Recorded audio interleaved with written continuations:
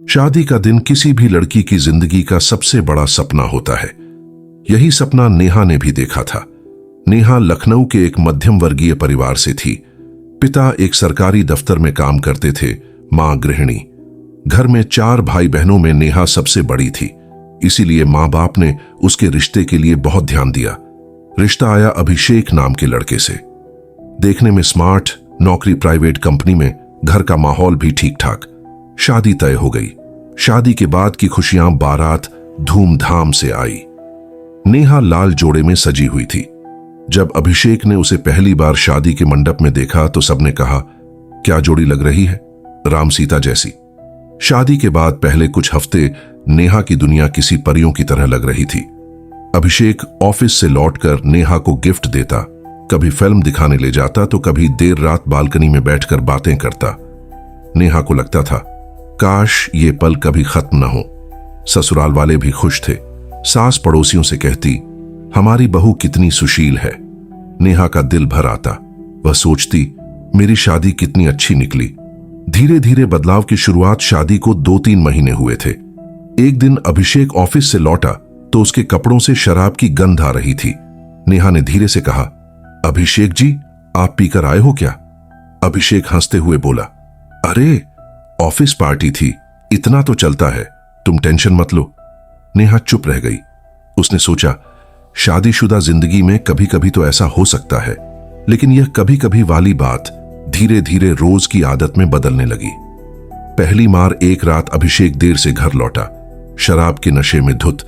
नेहा ने दरवाजा खोला तो उसने झल्ला कर कहा, इतनी देर से दरवाजा क्यों खोला? मुझे बाहर खड़ा रहना पड़ा। नेहा बोली, मैं रसोई में थी, तुरंत आई। लेकिन अभिषेक ने बिना सोचे समझे उसके गाल पर जोर से तमाचा जड़ दिया। नेहा सन्न रह गई, आंखों से आंसू बह निकले। कुछ ही देर में अभिषेक बिस्तर पर गिरकर सो गया, लेकिन नेहा सारी रात तकिए में मुंह छुपाकर रोती रही। प्यार से डर तक अब यह रोज का सिलसिला बन गया। अभिषेक रोज शराब पीकर आता, कभी गालियां देता, कभी बाल पकड़कर घसीटता। नेहा चोटिल होती, लेकिन ससुराल वालों के सामने कुछ नहीं कहती। सास जब पूछती, बहू ये आंख सूजी क्यों है, तो नेहा कह देती, रसोई में हाथ लग गया। उसके अंदर का डर इतना बढ़ चुका था कि वह सच्चाई कहने की हिम्मत नहीं जुटा पाती। मायके की दहलीज।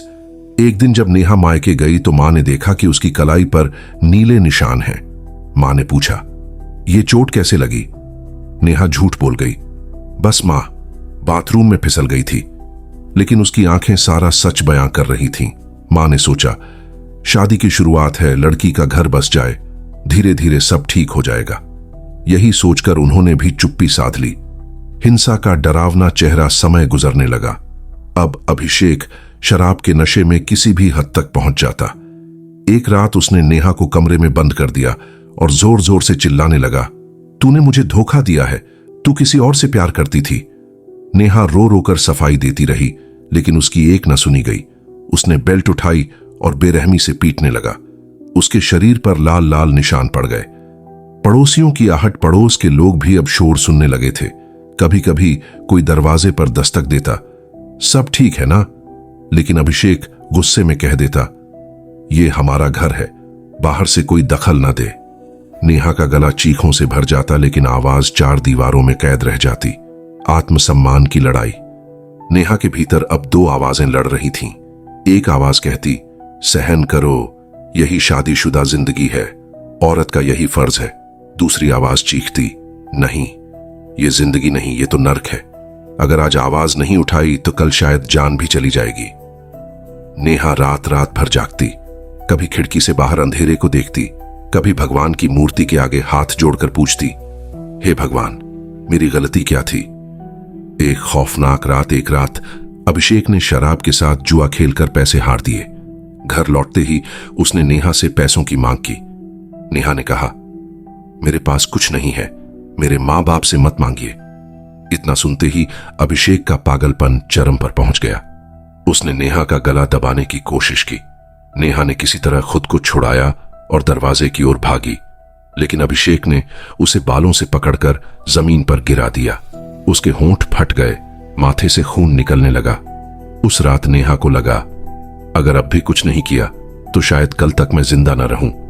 सुबह हुई तो नेहा के शरीर पर दर्द था, लेकिन उसके मन में कुछ अलग सा जोश। रात की घटनाएं उसकी आंखों के सामने बार बार घूम रही थीं।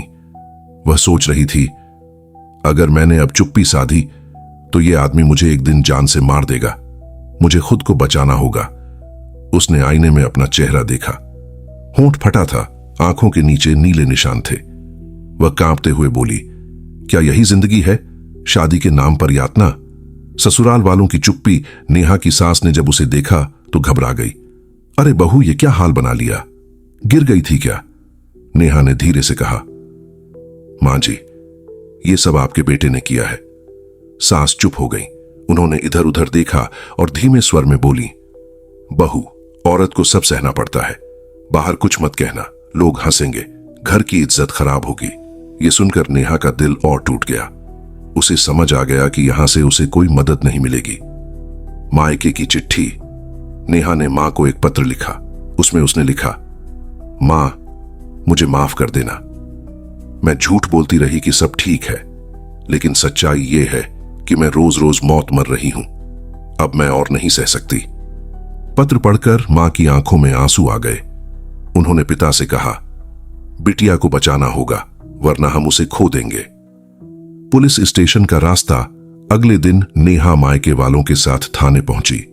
थानेदार ने पहले तो लापरवाही से कहा, यह तो घरेलू मामला है, ऐसे केस तो रोज आते हैं। लेकिन नेहा ने हिम्मत दिखाते हुए कहा, सर, अगर आज आपने मेरी मदद नहीं की तो कल यहां मेरी लाश आएगी।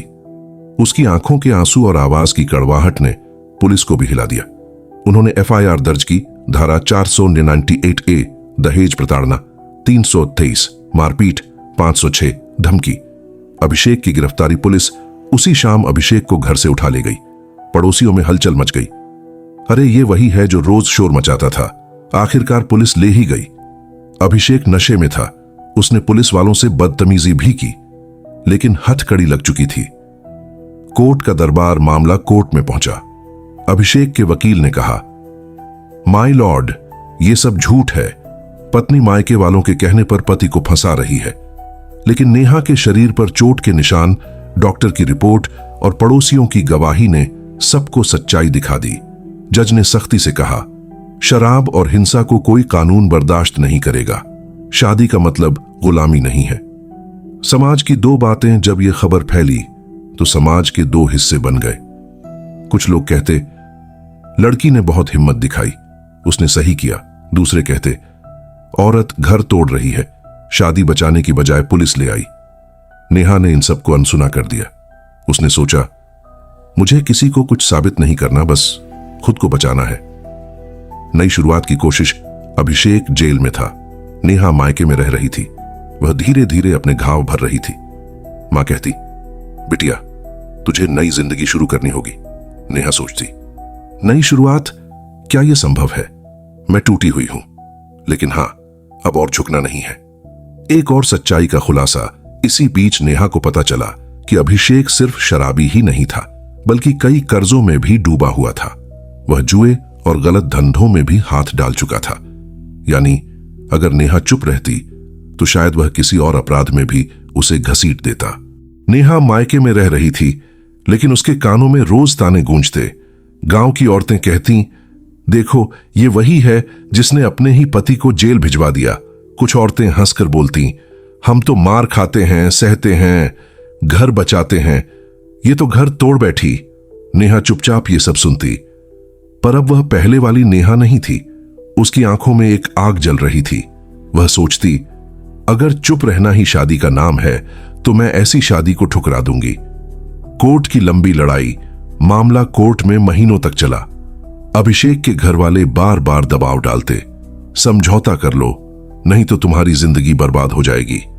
पर नेहा हर बार कहती, जिंदगी तो पहले ही बर्बाद कर दी थी, अब न्याय चाहिए। वकील नेहा से पूछता, क्या तुम गवाही देने के लिए तैयार हो? नेहा ने बिना हिचक कहा, हां, मैं हर सच सबके सामने रखूंगी। गवाही के दिन पूरा कोर्टरूम खामोश था। नेहा ने हर चोट का, हर मारपीट का, हर अपमान का किस्सा सुनाया। उसकी आवाज कांप रही थी, लेकिन शब्द पत्थर की तरह मजबूत थे।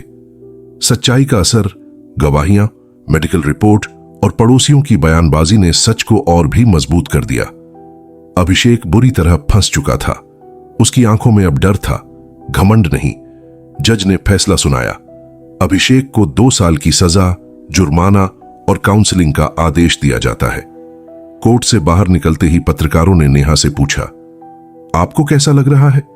नेहा ने सीधा जवाब दिया, मैं जीत गई हूं, लेकिन यह जीत सिर्फ मेरी नहीं, उन सभी औरतों की है जो आज भी चुपचाप मार खा रही हैं। समाज का बदलता चेहरा, धीरे धीरे हालात बदलने लगे। कुछ लोग जो पहले ताने देते थे अब चुप हो गए। गांव की औरतें अब नेहा से धीरे धीरे मिलकर कहने लगीं, बहन, तूने जो किया वो हिम्मत का काम था, हम तो डर के कारण कुछ नहीं कर पाए। नेहा को एहसास हुआ उसकी लड़ाई ने दूसरों को भी बोलने की हिम्मत दी है। नई राह की तलाश नेहा ने ठान लिया कि अब वह जिंदगी किसी और के सहारे नहीं बिताएगी। उसने नौकरी तलाशनी शुरू की। शहर के एक एनजीओ में उसे काम मिला, domestic violence survivor support group. वहां वह उन औरतों की मदद करने लगी जो अपने पति या घर वालों की मारपीट से परेशान थीं।